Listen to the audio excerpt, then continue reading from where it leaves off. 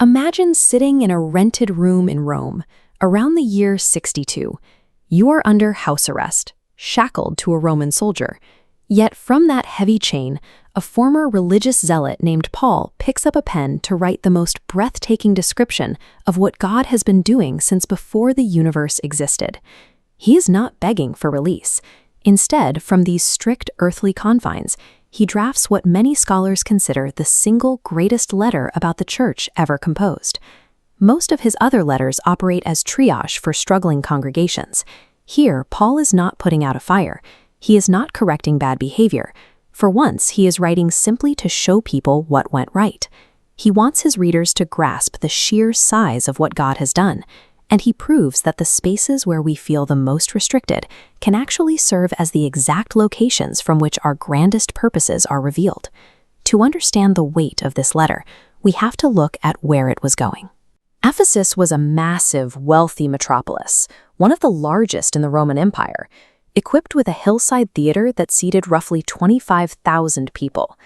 The entire economy and identity of this city orbited around a single structure, the towering temple of Artemis. It was an ancient wonder, larger than a modern football field, held up by more than 100 massive marble columns. Following Paul's message meant walking away from all of that. When many Ephesians became believers, they publicly burned their scrolls of magical arts. The total value came to 50,000 pieces of silver.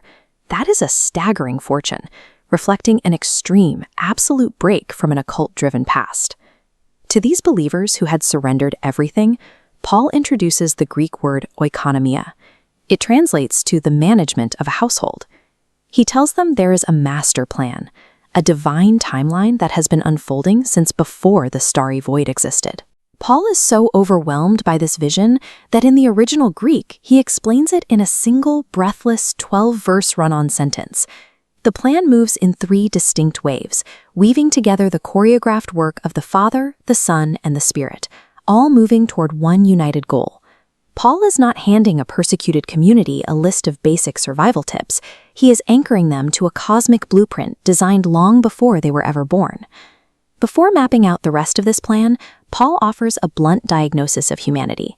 People were not sick. They were not merely stumbling off the path or in need of slight improvement.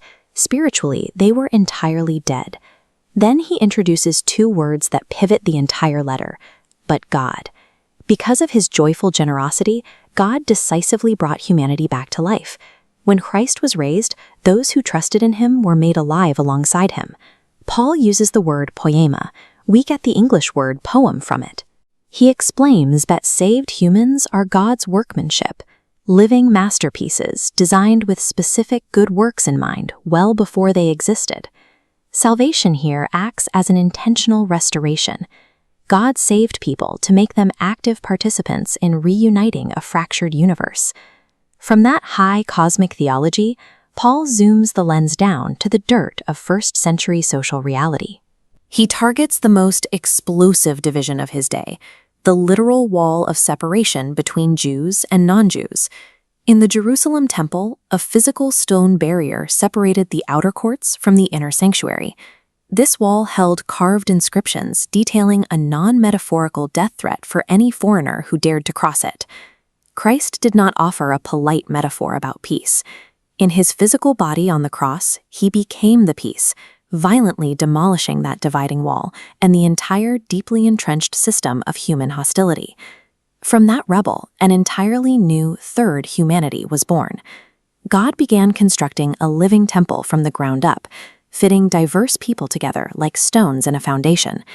This means the messy, diverse church serves as a cosmic classroom. It acts as a display case to prove God's multifaceted wisdom to the watching spiritual powers of the universe. Right in the middle of the letter, Paul writes the word, therefore. It is the hinge of the entire document, shifting strictly from who you are in the cosmos to how you must conduct your life on a Monday morning. Maintaining the unity Christ built relies entirely on small, unglamorous faithfulness. Paul compares individual believers to the invisible ligaments holding a physical body together. Nobody notices them until they tear, at which point the whole structure collapses. To protect those ligaments, he addresses the emotional rot underneath bad behavior. He introduces the danger of parorgismos. This is a specific type of nursed toxic anger, the kind you pull close like a companion and hold against your chest overnight. Holding on to this type of grudge stops being a normal human emotion. It becomes a literal invitation, giving the devil a foothold in your life. Righteous anger is fuel, but nursed anger is an open door. The only effective antidote is releasing those wounds. You forgive the people who hurt you solely because of the joyful generosity and massive forgiveness God first extended to you. Managing these private emotions serves as a structural necessity to keep God's new community from collapsing. Paul then drops all these relational instructions onto a battlefield. He reminds the Ephesians of the dark, occult realities they face daily, requiring them to put on the complete armor of God. This armor is not inspired by the Roman guard chained to Paul's wrist. He is actually echoing the prophet Isaiah's description of the equipment worn by God himself. You are wearing God's own armor. The single offensive piece of equipment is the sword, representing the specific spoken word of God for a specific moment.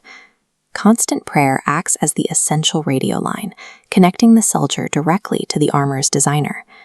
Returning the lens to his Roman house arrest, Paul completely reframes his own physical chains. He does not see them as a prison.